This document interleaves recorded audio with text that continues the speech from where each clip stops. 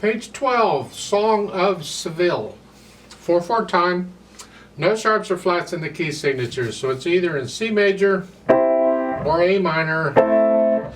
Well, let's take a look. If you go to the bottom of page 14, the last measure, you're here.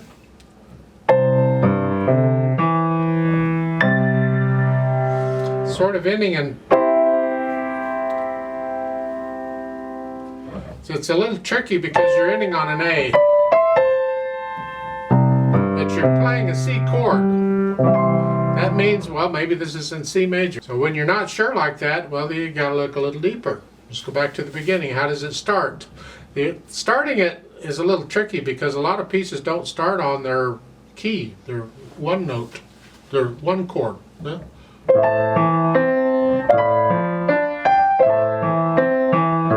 That's definitely A minor.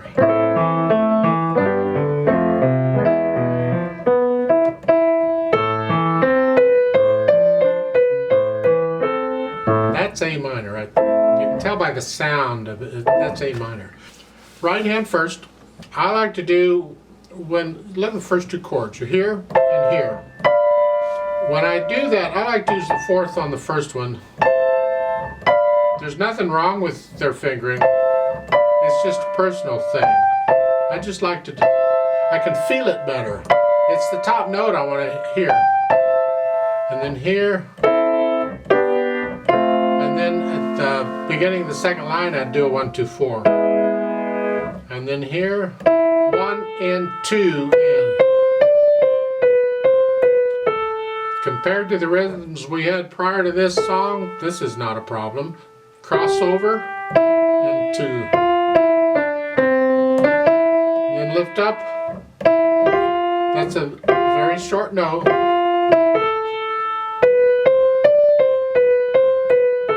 And then again, crossover. Now here, these two little notes, they need to be quickly. The problem, see, some people, they'll play these like triplets. They're not triplets. Please don't play them as triplets. They need to be very quickly. I do them on the beat. Some people do them before the beat. I do them on the beat, and I have a typical fingering. There's a few fingerings. Typically, I will use a 2, 4, 3 because I can do that very quickly. It's actually pretty easy. So when I get the, you have to work it out. But those are quick notes. And then going on. 1 and 2. Play it as legato as you can with that finger. Now here, if you don't, this is awkward. You can do a 3, 5, and then a 1, 4, and then a 2, 3. That's another fingering you can use. And then going on. And then a 5, 1, 3. And then, I like that fingering. 5. That's what we want to hear. Lift up. Hold that whole note down. And you can do a 2 on that or 1, either one. And then a 2, lift up. And you get more of what we've already had. Let's go over to page 14. Let's start with the third line. You're here. You've had this before, an octave below, and then here.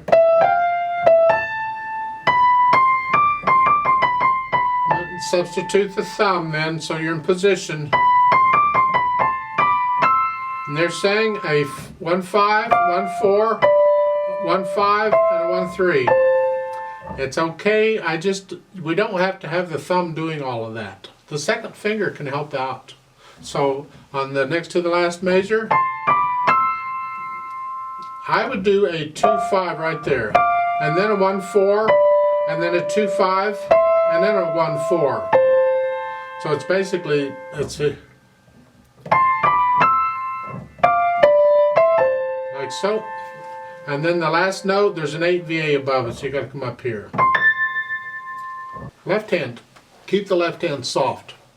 The melody's in the right hand. So all of these broken chords, and I use third finger on the middle note. It's a personal thing. You can use second if you want.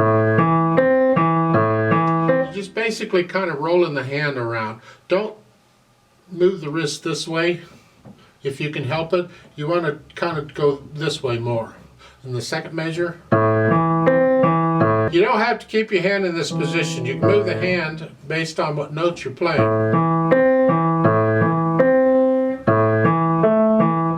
Play this as legato as you can.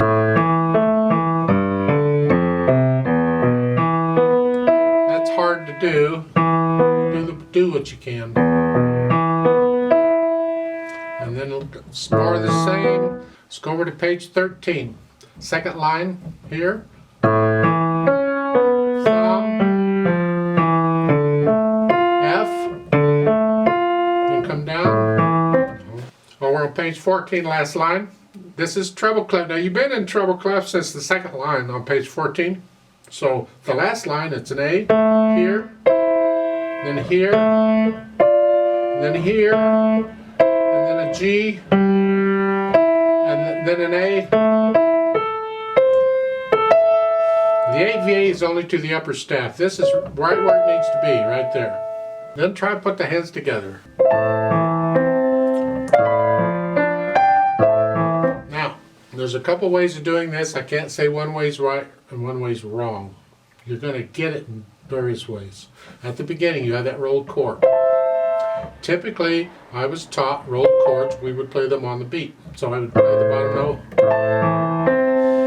However, when it's the very beginning of a piece, typically I was taught for some reason, and I didn't bother to ask why, I should have, that the top note came on the beat. The rest of it was like a pickup. Like that, and then it was on the beat after that. I don't care for that effect. If I'm going to do all these others on the beat, I want that one on the beat too.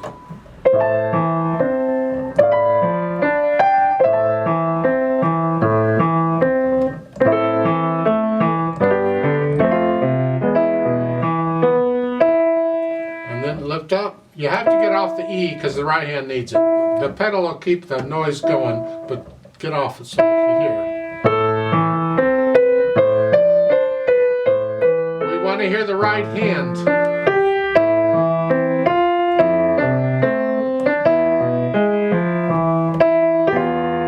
That quick note, very quickly. I do it with the left hand. Some people will do it before the beat. I don't care for that.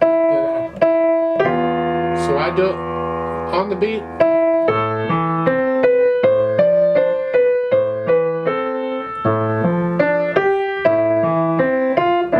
And here, I play those on with the left hand.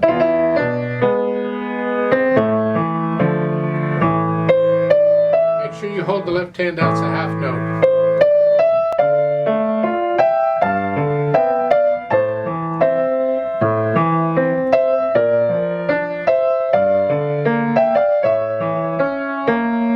C sharp, B flat.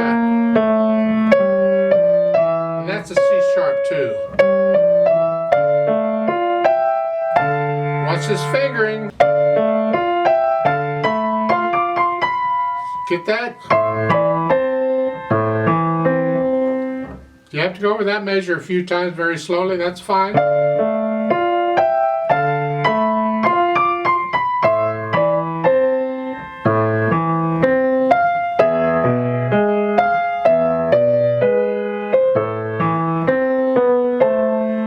Forth. Over on page 14, the last line, you're here.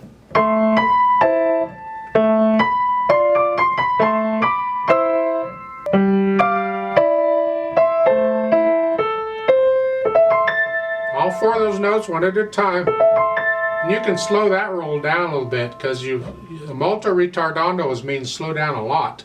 And it's the end of the piece. So how slow? I could play them as quarter notes if I wanted to, whatever. Then we can add the pedal once you've got all that worked out. Now for the sake of shortening this video up a little bit, I'll combine some of this, but when I'm learning a piece of music, I like to do it one thing at a time. So it's like, okay, if I start adding the pedal, I'll figure that out. And then I'll go back later maybe and add in the dynamics. There's no articulation pretty much, it's just all legato. But for this video, I'm going to try and do the pedal and the dynamics and talk about a little bit of interpretation all in one shot, kind of combine it. And it's overlapping pedal. We want this to be smooth, but I'd still like to take out some of the blurriness if I can, and the phrasing. I want to hear the phrasing. So at the beginning, I push that notes down first and then the pedal. And then I'll change the pedal after I play the notes. And this is sort of soft. That's a new phrase. You can lift up if you want, here between.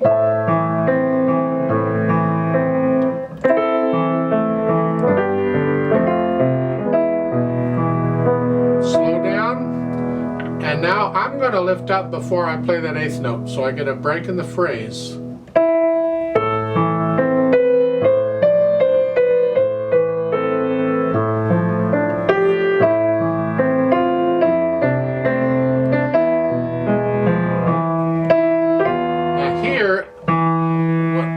This is the third line down, second measure here. I lift the pedal up here, and I won't push it down again until after the. In other words, I'm not pedaling the third beat. I'll get there in a minute. Give me a chance. Sit here. So I hear silence in the right. Then here.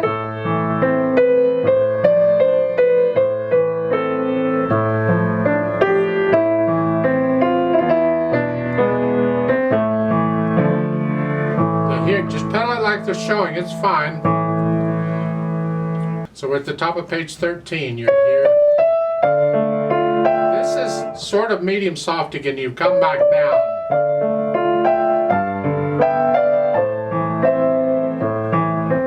And I'm lifting the pedal up so I get silence here.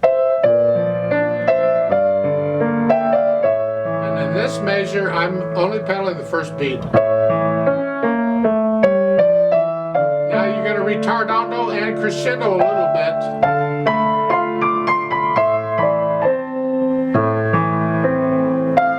So you can milk that a little bit.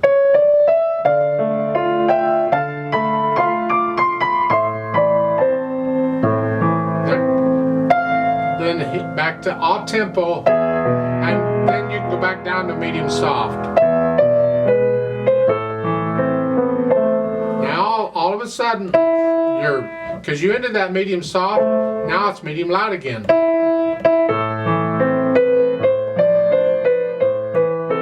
It's like it was at the beginning. The second line, when the melody comes in, that's it. Yeah, okay. Over on page 14, let's go over there. Second line, you're here. And I lift the pedal up right after I play the half note, so I get silence in the right hand. Pedal this every 2 beats. I like to not pedal it at all, but I need to connect the left hand. So it's sort of soft.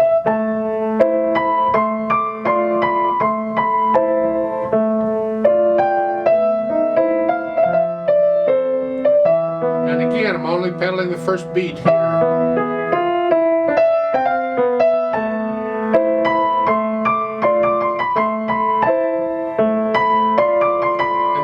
Like they're showing. Lots of retard on. Slow down a lot.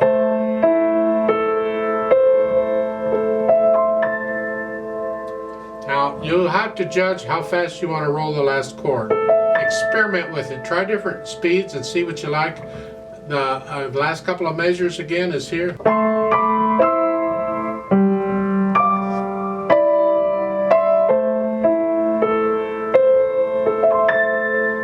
Fast? You want it real slow?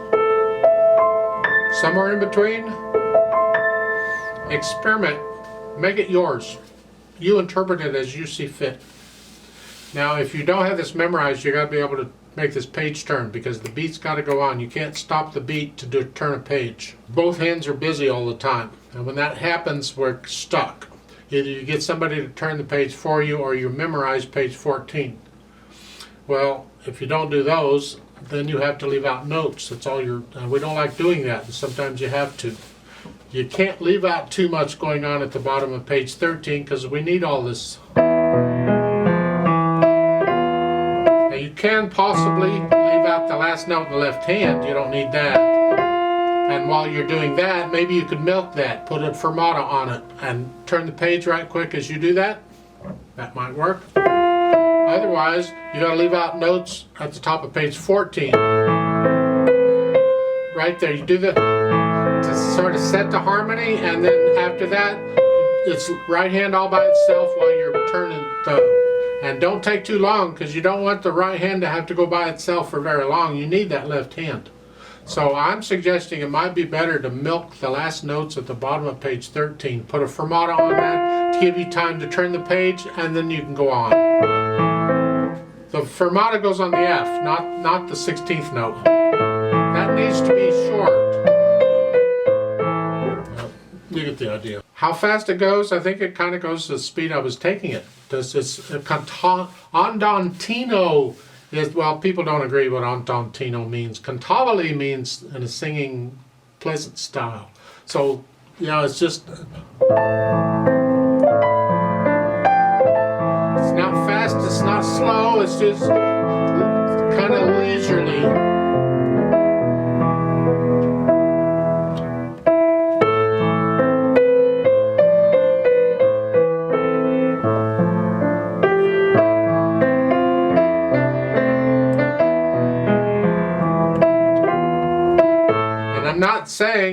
I'm not playing the whole thing medium loud here. It goes up and it's down, and I'm feeling it. I might slow down a little bit here, and you have to make the music yours. You got to get emotionally involved with it. And what does the music tell you to do?